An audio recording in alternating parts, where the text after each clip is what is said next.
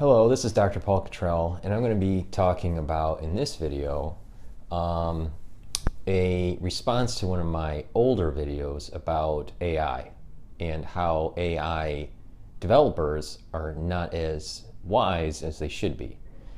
An individual, I have about 12,000 followers on LinkedIn, and an individual commented on this video I posted. It's a video that I created after a AI conference when I started noticing a lot of these developers not really understanding the social implications of implementing these types of technologies into the society, especially if it's going to disrupt the labor force. You know, the idea is that this is just like an industrial revolution, and it's not. It's a machine that can create machines, and that feedback is much more different than most people realize. I do believe that artificial intelligence does have a place in society. I do believe that many good things can come about through artificial intelligence, and that there can be a symbiotic relationship between modern society and artificial intelligence. The problem comes in is when we start thinking about transhumanism, the merging of man and machine, which I'm against, the idea of supplanting massive amounts of labor towards automation. What do these individuals do? There are researchers at Berkeley that think that, well, you know, what's going to happen is this is going to be this kind of like equalization of incomes, and that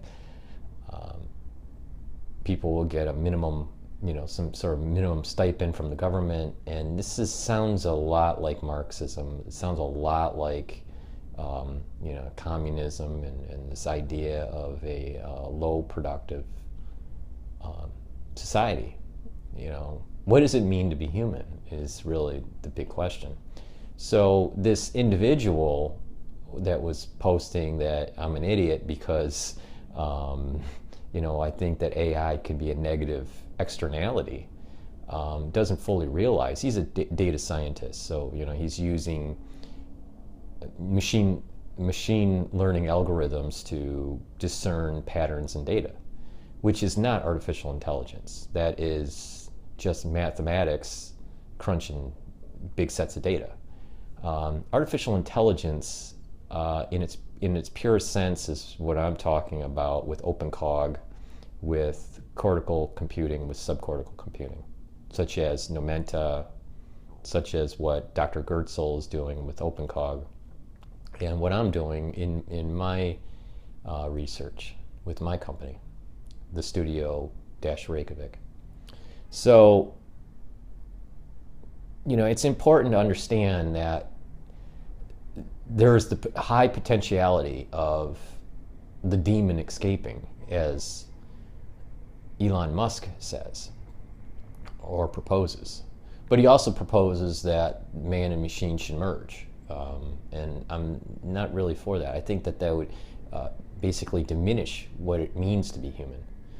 I think as I do my research, and I've published some stuff on this, that it's important to be human and to maintain human connection. And there is a serendipitous aspect to being human, learning through trial and error, learning through by making mistakes. You know, the beauty of aging,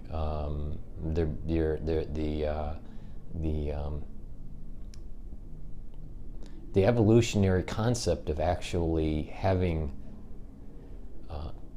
some level of forgetfulness. You don't want it to be completely just a gigantic database. Sometimes when you forget something, it allows room for something else to emerge, because you're not stuck in kind of a box of a type of thinking that you had previously to obtain that previous knowledge. So I think that there's a lot of philosophical exploration on what it means to be human, and the effects of artificial intelligence on human societies and the negative externalities of bringing those two technologies together. What I'm noticing, which is dangerous, is that people that are in AI and the ones that are doing these startups to try to get the funds are doing anything and everything that they can to market a certain strategy. You know, a lot of the AIs out there are really junk. A lot of it's machine learning. You know, it's not cortical computing or subcortical computing or atom space kind of technologies. It's, you know, more just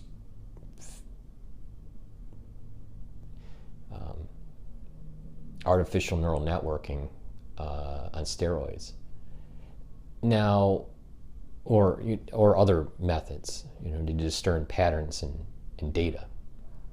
There's nothing wrong with that, and there's some uses in it, especially in medicine, because part of my studies at Fordham is to kind of understand the human body and how to kind of use similar patterns or similar ways, analogs to develop a better AI. People that have been following my research realize that my research is more on like a cellular level, not using machine learning. It's neurons turning on and off and learning patterns through trial and error, which is the hierarchical temporal memory method that Numenta uses, except I put emotion in the AI. There's a series of emotional algorithms that help with the learning process. Part of that is because of my research in finance and the psychological behavior of traders, the psychological behavior of markets, and social constructs. So that makes sense to me. It seems like that's a synergy there. But the problem that I'm seeing with a lot of the startups is they're marketing something that's really not AI. And real researchers would just say, this is just, you know, this is technology that's been written in the 1970s, except that now you have the computer powers to do it. So this is nothing new. But there are some researchers out there, there are some companies out there that are where I would call it's real AI. Not artificial general intelligence, AGI, but it is AI, either assisted or unassisted or a hybrid. Now, so if you're an investor investing in AI, you have to be careful. Well, one, that is it real AI, or is it just a marketing ploy, or is it really just souped up machine learning? That's one. From what I see with Uber and with Facebook, their AIs are souped up machine learning. They're not using cortical computing. Now,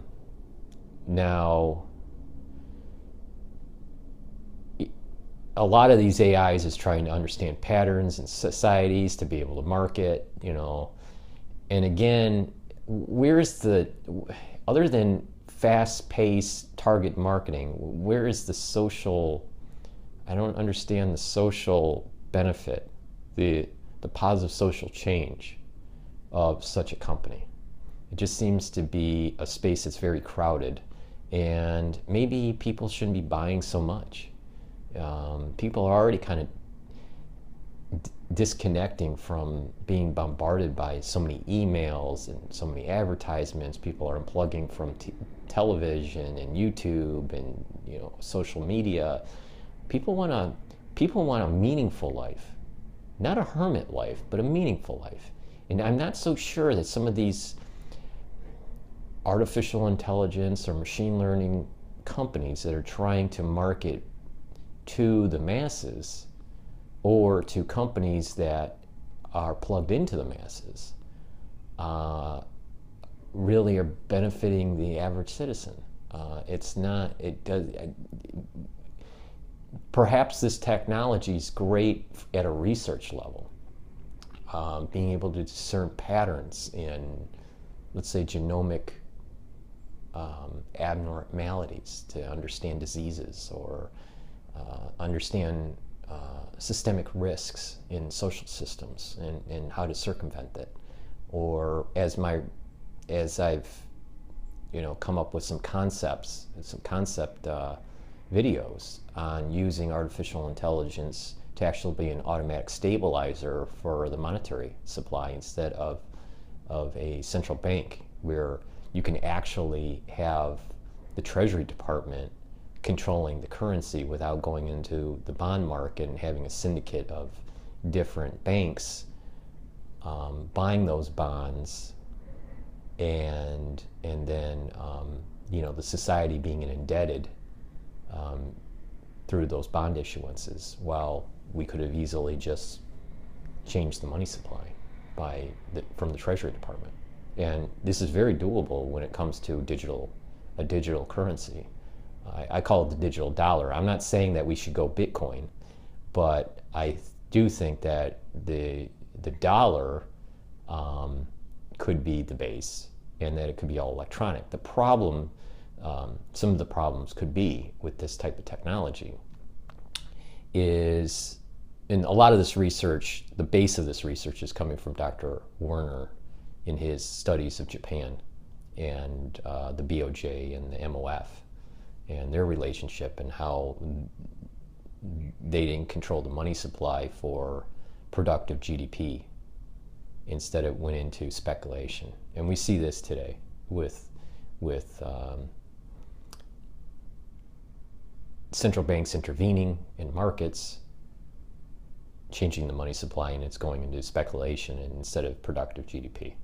If you're a business owner, you'd understand this in the sense that it's harder to get a business loan than it is to go get a loan to buy a home, especially an already built home that doesn't add to GDP. So one of the problems with digital currency using artificial intelligence is that it could be either a war could break out and systems go down, electronic systems go down, an EMP, like a nuclear detonation, and it destroys electronic systems. You no longer have access to exchange of money, exchange of value. So you'd have to go back to an older way. So that's one problem. The other problem is that it is very possible to have an EMP that is a natural event, either through the sun, plasma being extruded out, and it fries telecommunication systems and power grids. This is very possible. You got to think about that. Our electrical system is very young relative to the cycle of the Earth and the cycle of the sun, and we have not seen the true nature of electrons being extruded out, plasma being extruded out of the sun, and how it affects the atmosphere of the Earth, especially over durations of 500,000 years or even millions of years, because our electrical system is only about 100 years old, or maybe a little bit more than that. So that's a very small time scale compared to the massive cycles of the sun. So we could be building up this very fragile society, all electronic, all AI, all automated, and it could come crashing down in a very black swan event from the sun, and you can't stop it. So what I mean by AI developers not having wisdom is that they don't understand that there are endogenous risks that they're building up into the system by building up these types of devices, these types of companies, and having the society more integrated, and not understanding there's this existential threat in nature that could come about, or an existential threat through just conflict with the human race that could and most probable, put us into a new type of dark age. Maybe not the type of dark age that was in the 12th century, but it could put us into a dark age that's something similar to maybe the 1700s. So even though the Enlightenment was going through the 1700s, and but my point here is that if you've been through a hurricane or if you've been through a major natural disaster and you're without power or water or food for weeks, you snap into the 17th century very quickly. From the 21st century to the 17th century very, very quickly. This is my point, that artificial intelligence developers do not understand the endogenous and exogenous risks of the systems that they're developing. So when I get comments that I'm an idiot, that I don't know what I'm talking about, that AI researchers are know better, that's a dangerous situation when you have these researchers reaching to social media and almost projecting godlike personalities, that they have a god complex, that they know better. This is one of the first signs that technology is spinning out of control and moving in a direction that may not be of a positive social change that I'm trying to promote. So that's my take on why I think that artificial intelligence developers are not wise and do not have wisdom, and that they don't understand the exogenous and endogenous risk factors that are building up in our society. So if you have any comments, please let me know. I do think that there is a movement that is starting where it's not about transhumanism, it's about humanism. It's not about being overly saturated with advertisements and material goods, but a more quality life, a more healthy life, a life that is fulfilling. But it doesn't mean that you have to live like a Quaker. You can live in modern day technology, but there needs to be a balance. And I think that we are spinning into a disequilibrium that is not healthy for individuals nor societies in general. So thank you for listening and have a nice day.